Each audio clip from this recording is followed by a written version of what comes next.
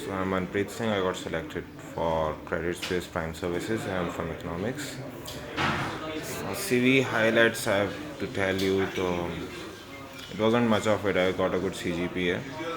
That helped a lot and that led to a lot of questions on economics also from the interview. So it was mostly that. Other than that, I had a lot of variety of internships. Not to say that's a good thing for Credit Suisse. It's just how you present it to them. That's what matters a lot.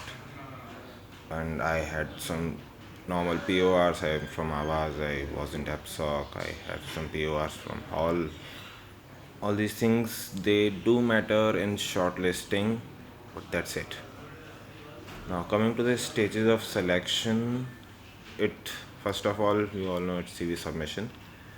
After CV submission, most of us were shortlisted on variety of criteria. Like my shortlist happened on the criteria of high CGPA, and after that there was GD.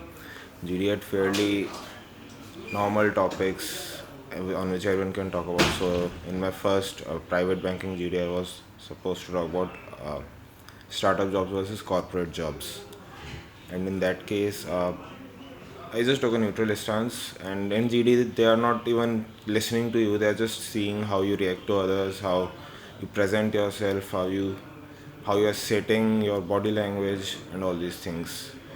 They listen to you only when you bring up a very different point, very new point, which changes the course of discussion to something more related to the theme or some new aspect of the theme.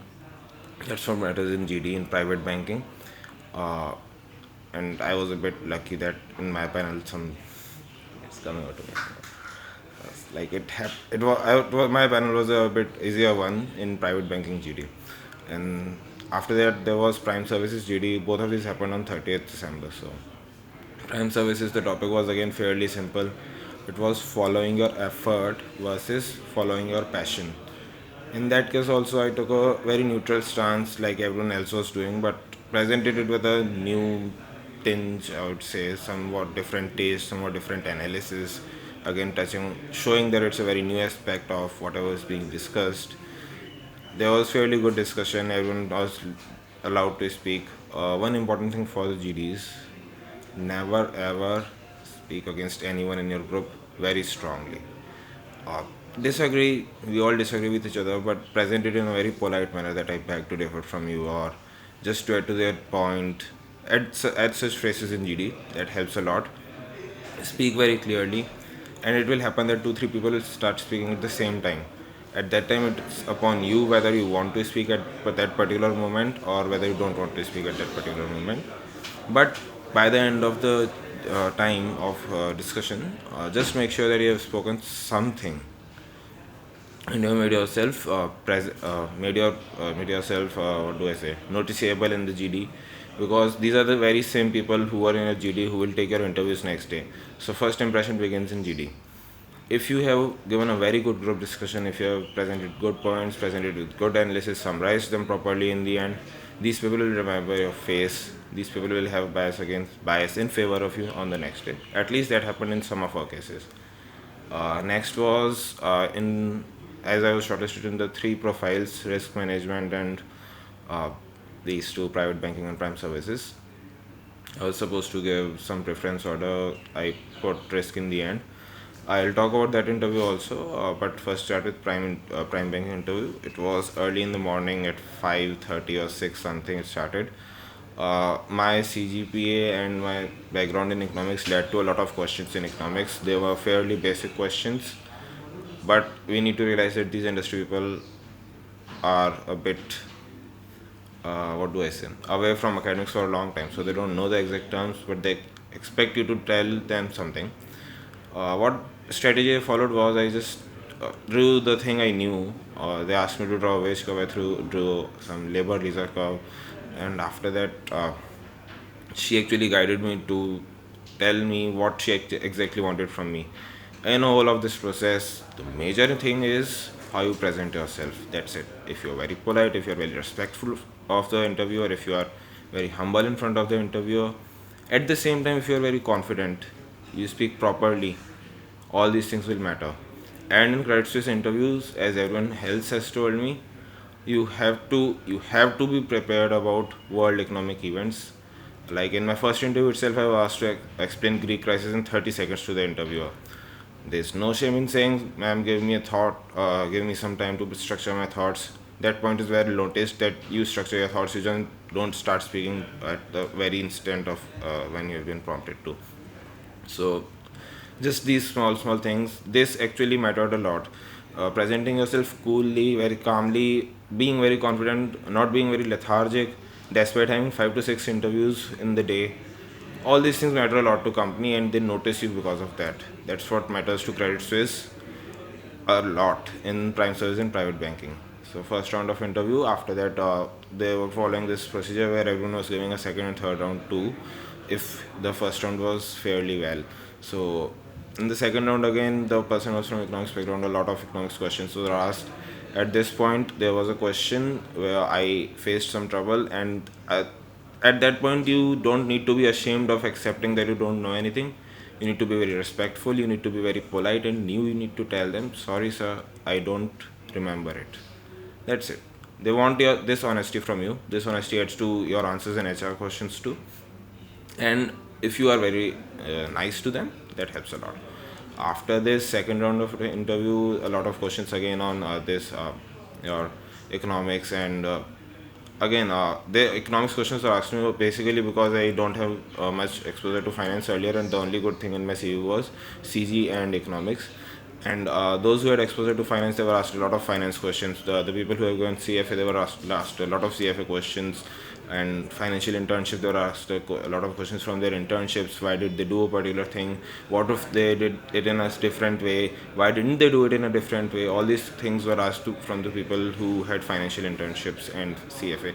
So just one thing, that whatever is strong for in your CV, they will ask from there only. So if it's your subjects, they'll ask from your subjects if they know about them, if they are from the same background. Economics might helps because a lot of people know economics anyways. So just keep that in mind. Otherwise, prepare your internships well. Prepare your if you have got POR from SF, KTJ, prepare that thing very well. And after this, all these things, they ask you to walk them through your CV. Very nicely give a summary of your CV in 2 to 3 minutes. That's what they want. They are not even listening to what you're saying. They're just seeing whether you're very confident or not, and whether you know what you have written in your CV or not, whether you know what you have done or not. This is the thing for all the interviews. After second interview, sorry, after second interview, third interview was fairly HR questions, simply asking me if you will go for higher studies or not. Why won't you go for higher studies? And at this time, you need to anticipate what the other question might be. So if she says, if the person over there says ki, will you go for higher studies or not, you simply say no, I won't, and give the reason straight away. Not wait for the person to ask why. All these small things matter a lot. They see that you are smart, you present yourself properly, and all that stuff. After that, I was sent to MRM interview, model risk management. It's highly mathematical. It's completely different of prime service and private banking. They know their stuff. They want you to tell them their stuff, and if you can't tell them their stuff, you should simply walk out of it thinking that it's better to try somewhere else. Anyways, that interview went terrible for me because I was not at all prepared for all the mathematics, and I really didn't want to go in the risk management profile. Next, I went for prime services interview. The first round of interview was a stress interview. The interviewer over there looked at me like I have done some crime or something, and that was the catch of it. As soon as he looked at me like I have done a crime, I said, I don't. I realized that I haven't done any crime, and I presented myself with full confidence. He wanted to tell me that I should not join prime services. I told him that it's better I join prime services than anything else. Gave him reasons. Told him that I talked to certain people in the company who told me that there's relevant work, and hence I want to go there. I told him about a lot of things, and one small thing which was where I was a bit lucky was that my interest in music matched with the interviewer's interest in music, so that actually removed all the stress from the interview. That helped a lot.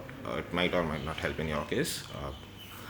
Next round of interview, I was told that it's the last interview for me, and this will decide what happens to me in CS. But I was told that I won't be sent to risk management interview again, so it would mean either I was selected over here, or it would mean that I won't be selected anywhere in the CS. So I gave my best into it. Again, a lot of economics and statistics related questions about my CV, walking them through my CV, and all these things again happened. And yeah, that was it. It was a long interview with a lot of discussion on statistics, economics.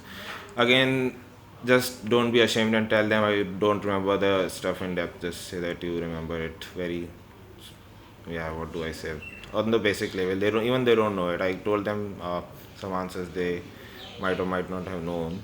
They just knew that concept exists. uh, may not happen in your case again. Yeah, leaving an advice, I've been asked to leave an advice. Just stay calm, it helps a lot. Take 2 or 3 hours sleep in the night before interview, and take a bath in the morning. Don't be like, okay, I look fresh and I'm going. It doesn't matter. It doesn't work that way. You take a bath and you look very fresh, you just be calm, you interact with others. Even what you're doing outside the interview room helps. So interact with others when you're outside, and keep boosting your friends. The HR people notice it that you are a team player. And then again, just keep calm, be confident, and just you will get it. That's it. Thank you so much.